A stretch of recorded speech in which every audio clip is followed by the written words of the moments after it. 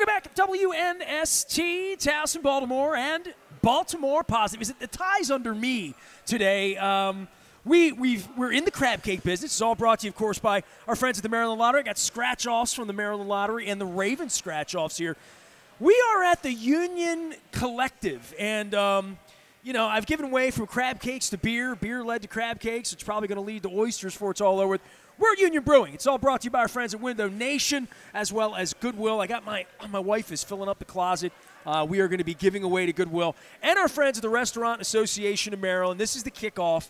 Today begins Restaurant Week all across the states. We hope everybody goes out. I got my little koozie here. Adam Benesch is here. He is a Facebook friend, a LinkedIn friend, a dude I hadn't met until like maybe day 10. I wanted to begin the tour last month with you, and you're like, "No, dude, I'm on vacation, man. Can't be over here having any steady Eddie until I'm here." You're welcome anytime. You're welcome cheers anytime. to you. You got me a beer. Yep. I got my Restaurant Association here. We got one too. Everybody in town knows you, but me. I got to know you a little bit last month, just sort of going back through.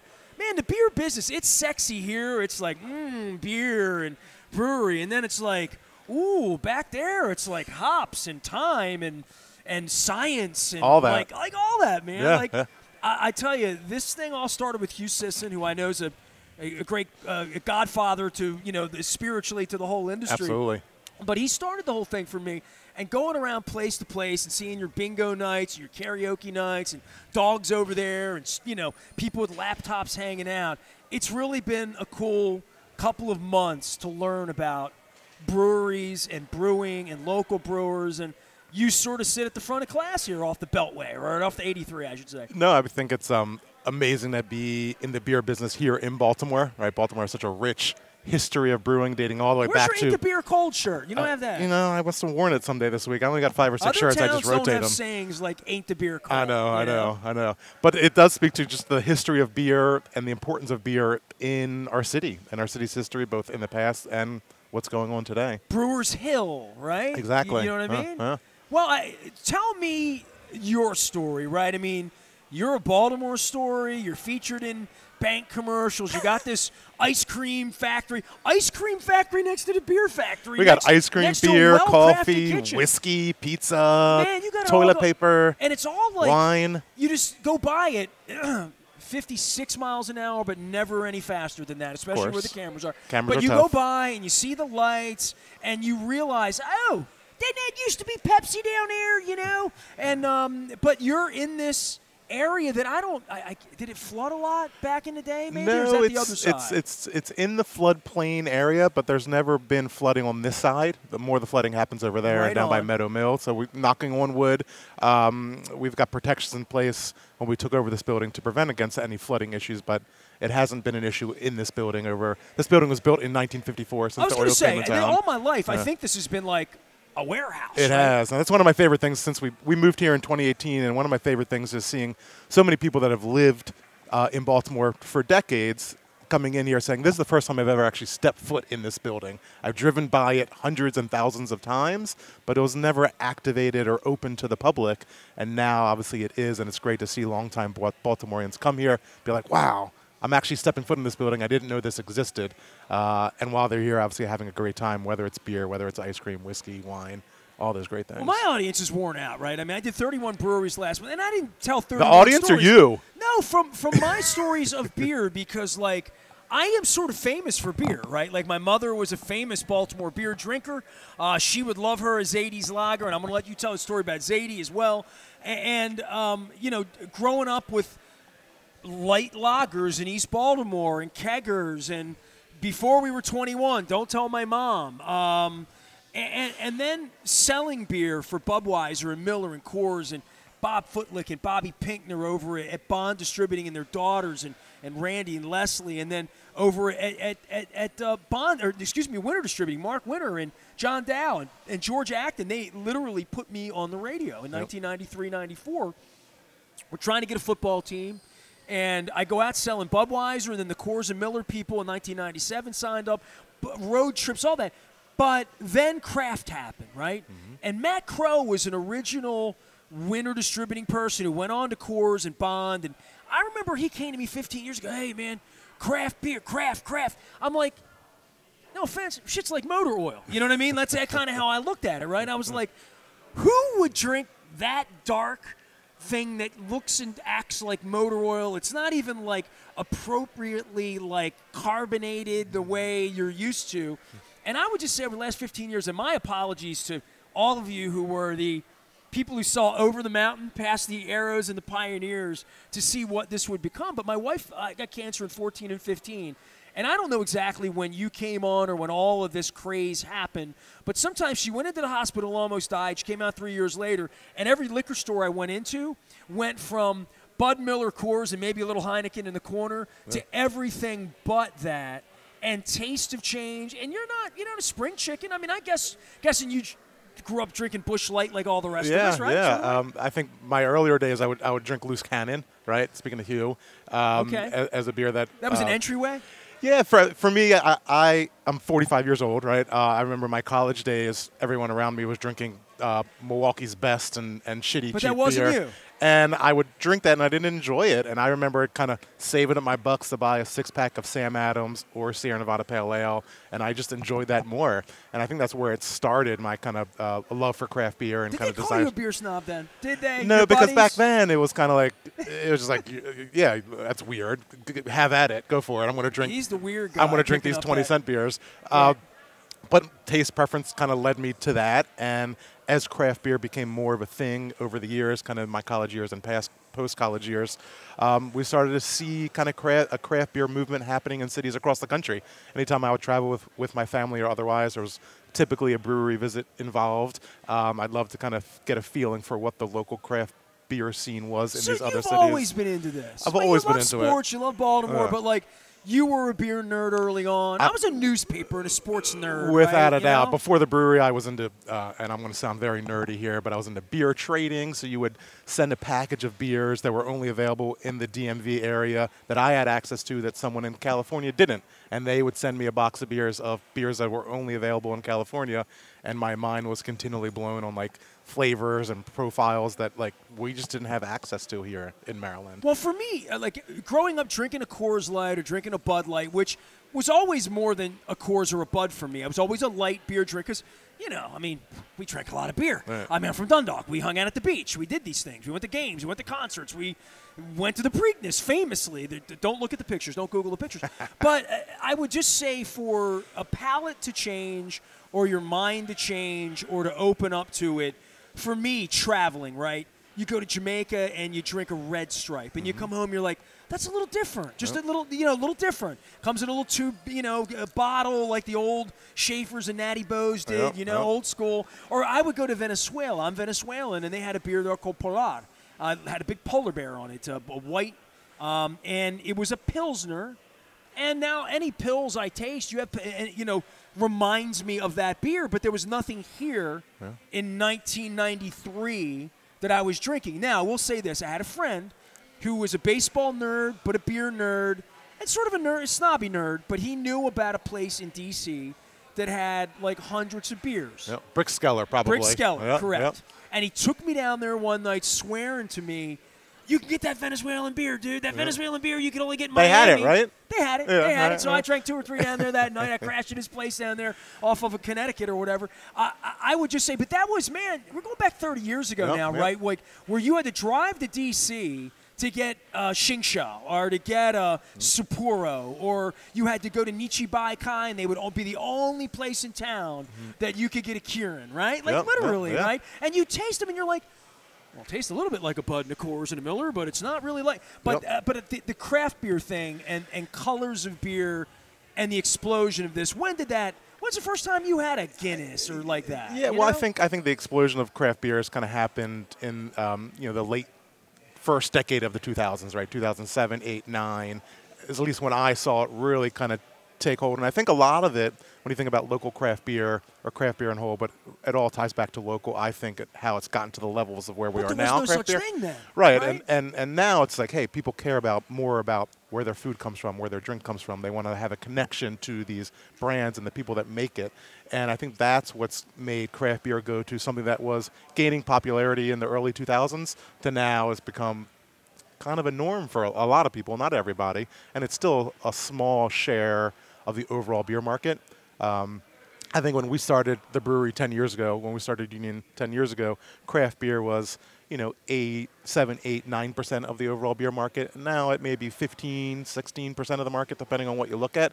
But that's still 1 in 5 beers are craft beer, while 4 or 5 are still the macros, the Bud Lights, the Miller Lights, and Coors Lights and whatnot. And so some days that's a little disheartening that, man, we've been working really hard and we're still, But 1 in look at 5 beers. But that's also the opportunity at hand that the more people that get introduced to, hey, all beer doesn't need to look like that. Right. Right? Or taste like that. And there's a time and place for that. And there's a time and place, I think, for all these other styles of beer. The more people that we can introduce that to and get a beer in their hands for them to taste, oftentimes it's tasting at one time, be like, now I get it. People are sometimes intimidated by a darker looking beer, which could actually be very light in taste and body, or some higher alcohol, double IPA. That's intimidating to those that haven't had it before. But sometimes all it takes is a taste, and they get it.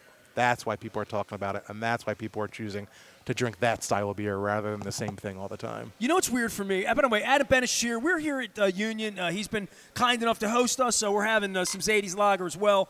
We got some scratch-offs from the Maryland Lottery. Got Ravens to give away. I forgot my Window Nation hat. Shout out to Eric. I will have that next week. I promise you. We're going to be at Cooper's North up with Patrick up there in Timonium.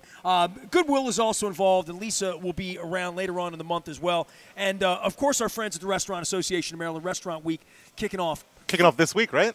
Yeah, it kicks off today. 9 days in most places, lunch, dinner. I mean, all Nacho Mamas. I just saw all of my Facebook thread is full of, this is our $20 lunch, this is our $30 dinner, come on in. Everybody's trying to show off and stuff like that. I just want to say for you with doing this 10 years, the vision was putting beer in cans and selling it regionally, right? Like, I go into a lot of these places and I wonder, are you a bar that makes beer? Right. Are you a brewery that has a bar or a backyard or horseshoes? My God, dude, I did 38 breweries in 31 days. That's pretty strong. In this state, yeah. Okay, in the month of August. Beautiful outdoor spaces. I mean, up in Inverness and Pharmacy and, up in Independent and all the Western Maryland, the 1812s, all the Antietam. And by the way, it's all going up at Baltimore Positive here this week. I go in and I just see such incredible, since I met you a month ago, incredible creativity, right? I've been in 25 breweries since the day I left here. I was here on the 10th. Yeah. I was here on the 10th of August, and it was kind of a private little you and me, and I had a beer, and we hung out. But, since that day, dogs, bingo, indoor, outdoor, farms, fields, wiffle ball, kids, food trucks, chandeliers. I mean, it's been the coolest thing ever. Chandeliers? And there's a chandelier in Inverness. I swear to God, it's in a barn. It's ornate. I felt like I had to have my pinky up like Thurston Howell having a snap.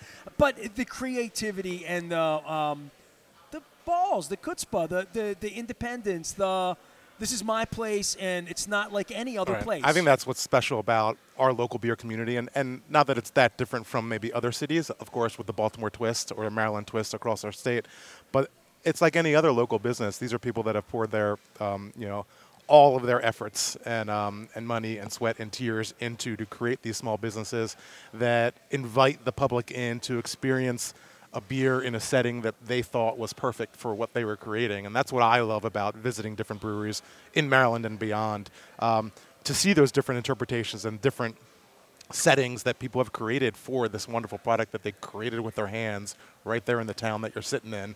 And it all just connects for me.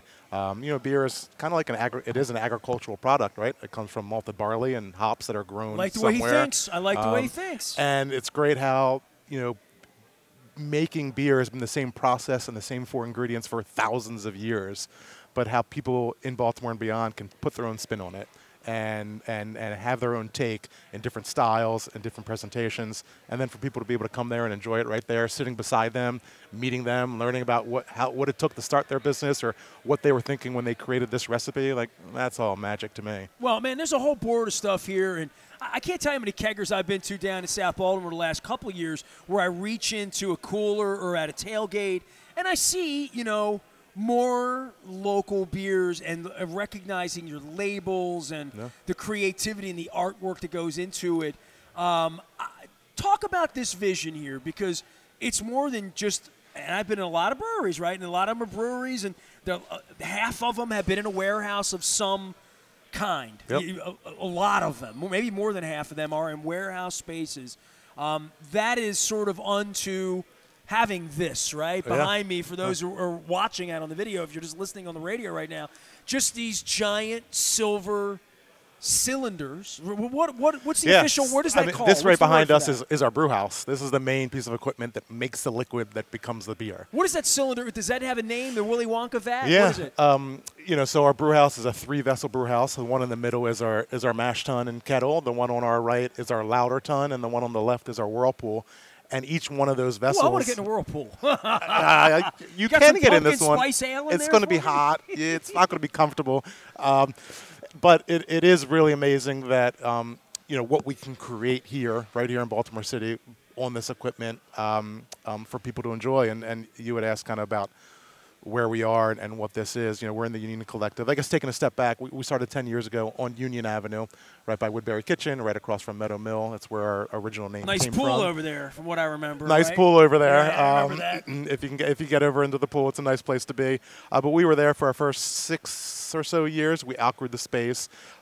We knew we were outgrowing this space. We started looking around Baltimore City for So these a bigger were in building. there or something? No, No, this is new equipment that got installed when we were building this building out. Right. We had a smaller system on Union Avenue, which is still there, Brewery Was Pariah. your vision, though, to make cans of beer and distribute it Yes. where I could walk into a bar in Elkton and get it? Yes. And again, 10 years ago, there was less, tap rooms weren't even legal. Yeah, this wasn't a thing, right? It was not a thing in Baltimore. It was a thing in other cities, but the Maryland laws did not allow you to go to a brewery and actually buy a pint of beer to drink there, which is pretty crazy. Can you explain, because you lived through that, and I talked to Hugh about it, and he kind of poo-poos it, but he was at it 20 years before. He was at it when you were 12 years old. Yeah, literally trying I would visit Sisson's probably before I was legally able to. We won't get into that, but that was obviously a huge inspiration to us and so many other people that have gotten into the beer business. You'd here in walk in Baltimore. there and you'd see that. You thought Willy Wonka was going to get out on a bike and steam was going to come out and Hugh was going to serve you. And I kid him, like, when I went there, he had the best wings in town. I still tell him. He had these lemon pepper. They might have had some J.O. kind. I don't know what they were, but they were delicious wings, grilled wings. And I would go there for the wings, and he wouldn't sell you a Coors Light. Don't have that. We only have our beer. You know, that's how it should be. And you could hear Hugh's voice saying that, and I'd be like, all right, man, give me some of the lights. Give me something that's like a Coors Light or something. Yep. And it would come out and always be a little flat, a little weird. I'm like, well, good luck with this independent beer thing. I think he's done all right. Yeah, he gives me a hard time. I think he's done all right. And, that is obviously early days. That was in the 80s and 90s, really, I think, is when most of that happened. And, the craft beer industry wasn't where it is today back then. But if those things didn't happen, we wouldn't be here. But your little thing over here on Union Avenue was not at all meant to be, we're going to have delicious farm fresh pizzas and harvest salads. Right. And it was a manufacturing setup to make beer for distribution. Okay. That was what we went into this wanting to do. We wanted to create brands that Baltimore could get behind, that could become part of the fabric of our great city. So you wanted to sort of recreate Natty Bo a little bit? I mean, not specifically Natty Bo, but we wanted to create, it was a Natty Bo kind of brand, an iconic Baltimore brand. Exactly, okay. right. And a different liquid. This tastes than Natty better, Bo. by the way. Yes, it just tastes better. It does, And the Zadie's beer, which we can talk about, is a new one for us. That just came out this past February in honor of my grandfather that went by Zadie. He worked at the brewery here until he passed at just a week shy of his 101st birthday. He was actually. Did he ever drink his 80s? Was this his thing or no? His favorite beer was Blackwing, which is another lager, a darker lager. But I think he'd enjoy it if he was around for it. But I love your Blackwing, by the way. It's the one when I'm at a party, it's the one I've pulled out. I pulled it out one time. I'm like, what are these Union people? What? Yeah. And I'm looking in the cooler and I'm like, well, that's all I'm getting because I ain't drinking that seltzer. You know what I mean? I was going to say to you, too, you're talking about, like, trying new things and saying, well, have you ever had a Hefeweizen? Have you ever had a Kolsch? Have you ever had a Pils? Whatever. And, even, if it's not your style, you put it down. And I love that. about every place I've been. They've been, you want to try this, you want to, Yeah. dude, that's so awesome. And you always find something you really like. That's you know? the beauty of it, and I think I mentioned this before. It's about getting that taste that connects to that person, and everyone has different tastes, just like food and any other drink. And so it's about finding the one that that person wants. And so you come to a brewery. That's one of the things I love about visiting breweries where things are made. You can try small tastes of 7 or 8 different things rather than getting a whole pint and getting something that you don't love. And find that one that you love, and then you know what you come back to later on, or when you're at the beer store buying a 6-pack or coming back to that tasting room.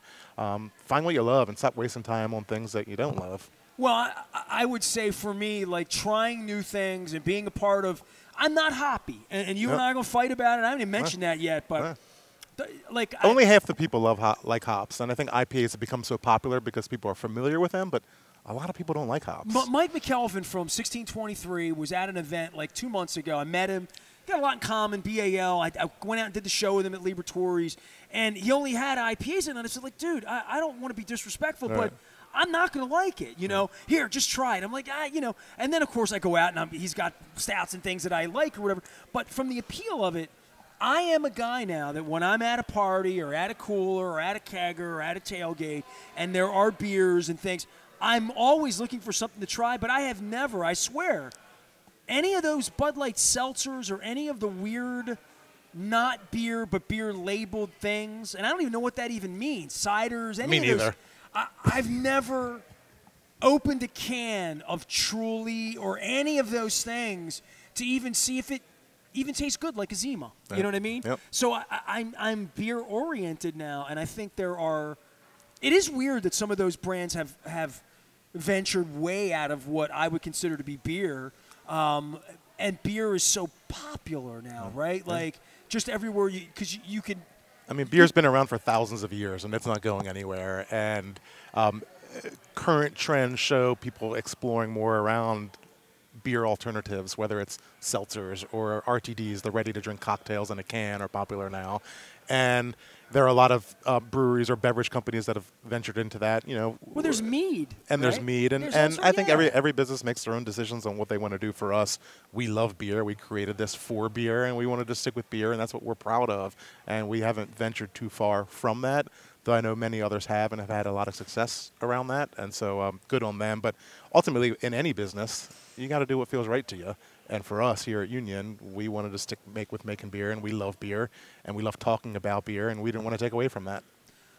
Talking about beer on the Maryland Crab Cake Tour. It's all presented by the Maryland Lottery with our friends at Goodwill, Window Nation, as well as the Restaurant Association Maryland, reminding everybody, get out and eat. I want to take a break because I want to come back and just talk about the beers and why you make certain beers. And I definitely want to get more into the collective and talking about all this stuff. You got a beautiful kitchen over here. I'm a little hungry. I may get me a pretzel, grab me a snack. We're under 83 off of Union Avenue. It's not hard to find Union Bridge. It's right near Union Avenue. It's right in the heart of what I would call Hamden or Upper This Hamden. Technically Medfield, but it's the Hampton area. You know, everybody's got some catchy little Medfield name. Right, It's not Woodbury or anything like that. But come on by, say hello anytime here. Tell everybody when you're open, because, I mean, this was sort of an interesting thing, trying to find breweries that were open on Mondays and Tuesdays. Mondays and Tuesdays are kind of the weekend because weekends are busy at breweries. But we're open here Wednesday to Sunday. We open at noon Wednesday to Sunday, close at 10 p.m. Every day except Sunday. I think we close at 8. Plenty of space. Yeah. Plenty of space. All right, we'll take a break. We'll come back. Adam Benesch is here. He is the founder. Am I getting that right? Yeah. Co-founder. And beer drinker. And beer drinker. We're at Union Brewing. We're back for more. We're getting Maryland Crab Cake Tour. Local oysters coming by with the crab cake. My dude Matt Gallagher's coming by. He's going to have a full Pearl Jam review. I did not go to the Pearl Jam show on Wednesday. Up in Philly. Yeah, I went to Quebec 2 weeks ago to see the first night of the tour.